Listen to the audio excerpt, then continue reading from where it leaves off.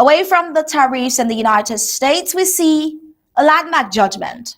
In a landmark verdict, former Colombian President Álvaro Uribe, a leading figure in Colombia's conservative politics and former United States ally during anti-FARC campaigns, he was sentenced to 12 years of house arrest and fined roughly 578,000 United States dollars for witness tampering and procedural fraud, including attempting to bribe imprisoned paramilitaries. He is barred from public office for over 8 years. Uribe denies wrongdoing, claiming political persecution and intends to appeal. Judges ruled his efforts to discredit Senator Ivan Capeda via manipulated testimonies constitute serious abuse of power.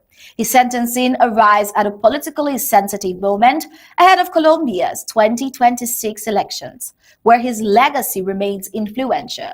From the Trump administration's viewpoint, the case reinforces global democratic values and judicial accountability.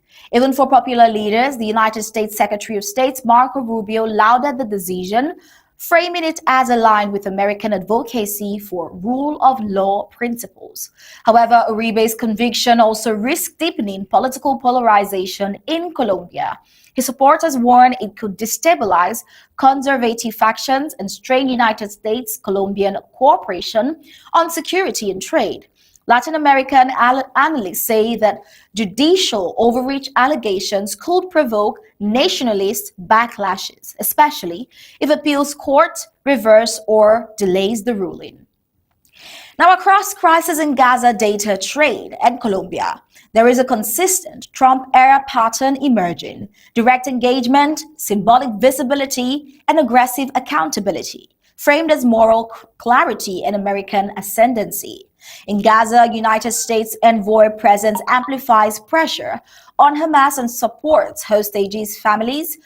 Domestically, economic metrics are enforced with zero tolerance for inconvenient reporting. In trade, tariffs are reclaimed as geopolitical weapons to reshape global economic order. And abroad, democratic enforcement on corruption cases reinforces rule of law messaging and diplomatic leverage. Each maneuver carries collateral cost: diplomatic friction, consumer pain, weakened institutional independence, and political volatility abroad. Yet within Trump's rhetorical universe, these are the prize of reclaiming American supremacy and moral leadership. What doesn't a free world owe suffering civilians every single effort?